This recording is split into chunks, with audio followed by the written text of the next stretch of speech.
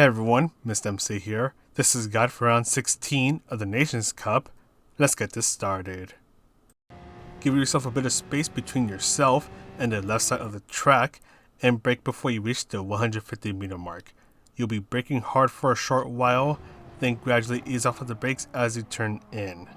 You just want to get the car straightened up as fast as you can so you can get on the throttle. Use some of your braking power as you make this left turn. Then gradually accelerate and brake before the green area on the right ends.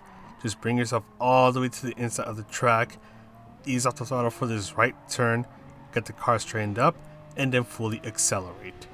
Now there's going to be a track piece on the right and you want to brake once it starts. Just bring yourself all the way to the left, then brake when the curb on the left ends. Just let the car rotate and then get on the throttle.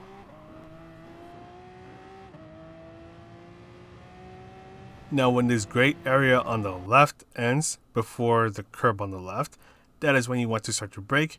You brake hard for a short while, slowly ease off of the brakes to let the car rotate around this turn. Gradually start to apply the throttle, just wait until the car is straightened up before you fully accelerate. Ease off the throttle as you go through these turns, take advantage of the curbs, then bring yourself to the right and look for this gray area on the right as you'll be using that as your braking point. You brake hard for a short while, gradually ease off of the brakes and try to bring yourself to the left side as soon as you can.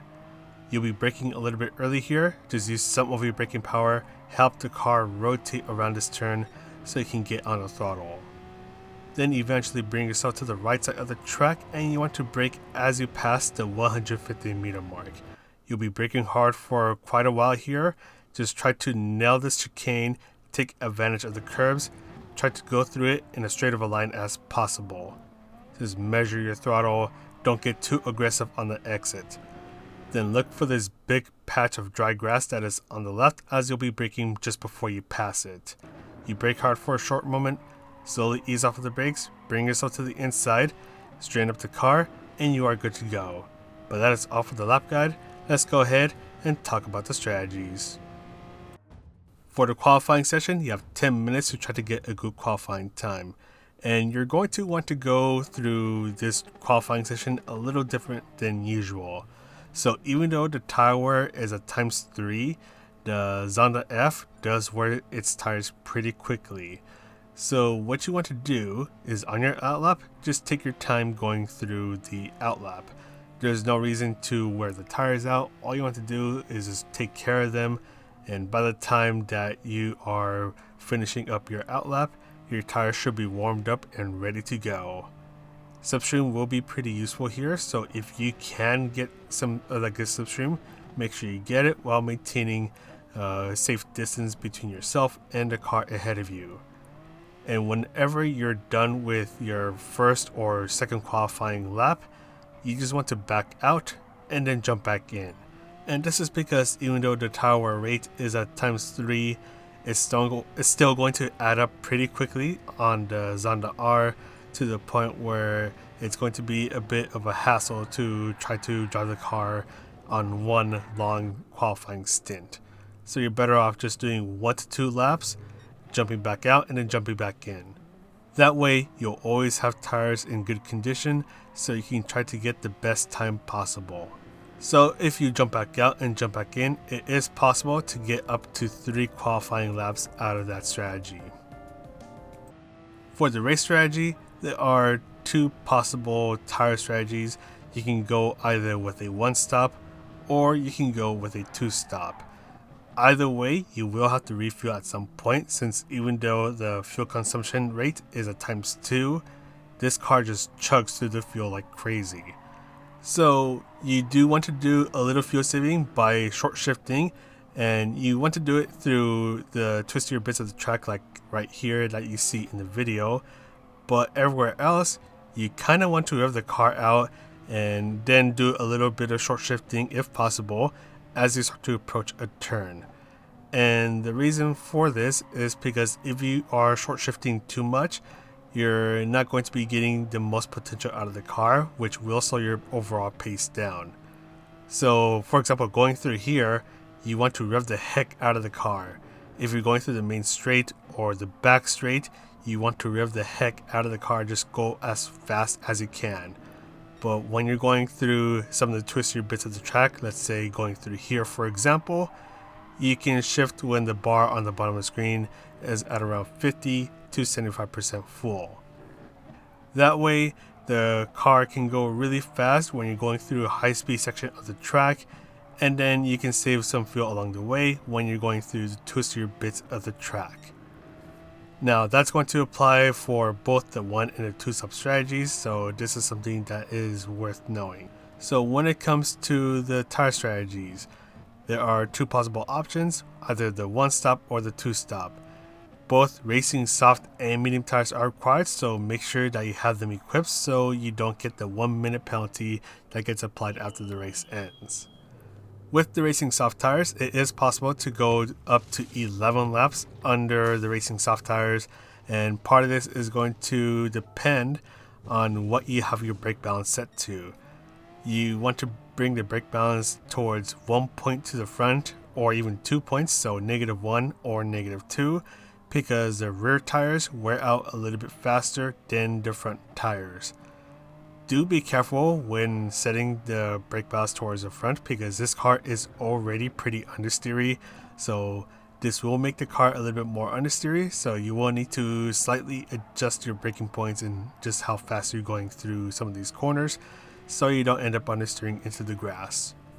This will especially be the case when you are on the racing medium tires, as this car understeers a heck of a lot more when you are on the racing medium tires. And because of that, you have to slow down a little bit earlier, you have to go a little bit slower through the turns on the racing medium tires, which is going to be a major problem with the 1-stop strategy. If you do 10 laps on the racing soft tires, then you will need to do 5 laps on the racing medium tires, and it's going to be a little miserable, just because the car is going to be understeering a lot more when you're on the racing medium tires. And add in the fact that you will get a little bit of that dirty air from the cars ahead of you, and it's not going to be as bad as, say, the Group 1 cars or the Super Formulas dirty air, but you can still feel just a little bit of it, so you do want to be careful about that. So back to the 1-stop strategy, your 5 laps on the racing medium tires, they're going to be noticeably slower than that of the racing soft tires, which is going to add up some time to your overall time.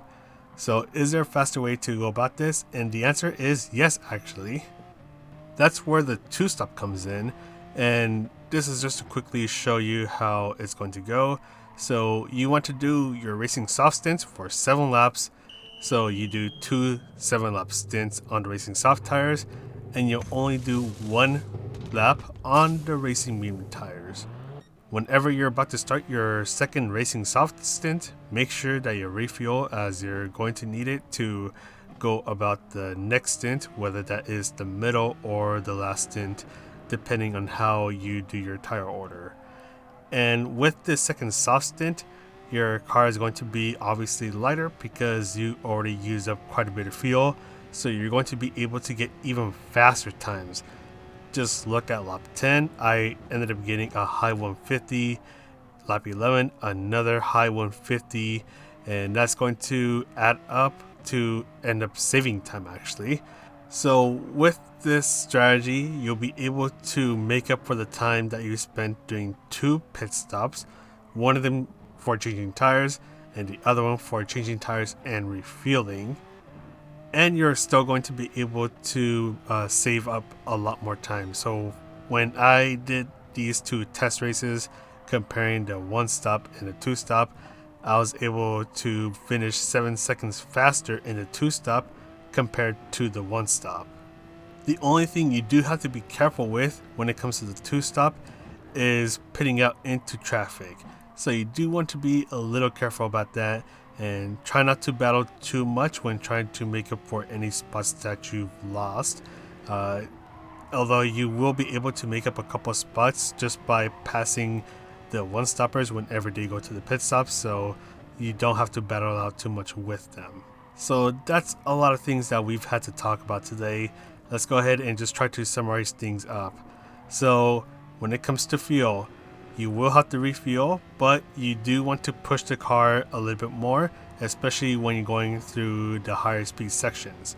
This is where you can just rev the heck out of the car, just try to go as fast as you can. The only parts where you really want to short shift is when you're going through some of the twistier bits of the track. This way, you'll be able to get a really good pace, while at the same time, you can still save a little bit of fuel here and there, which will save up a little bit of time when you're refueling. Racing medium and soft tires are required for this race, so make sure that you have them on, which leads to you either wanting to do a 1-stop or a 2-stop.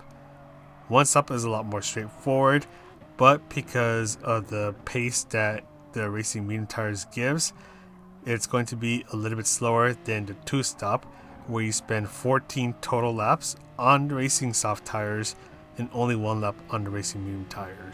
And last but not least, the Zonda R is a bit of a crazy car to drive. It's a little bit understeery, and it packs a really big punch when you start to apply the throttle, so make sure that you have the car pointing where you want to go before you start to fully accelerate. But that is pretty much it for this guide. I'm going to go ahead and sign off now. So this is Mr. MCA, wishing you a good race, and I'll see you in the next video.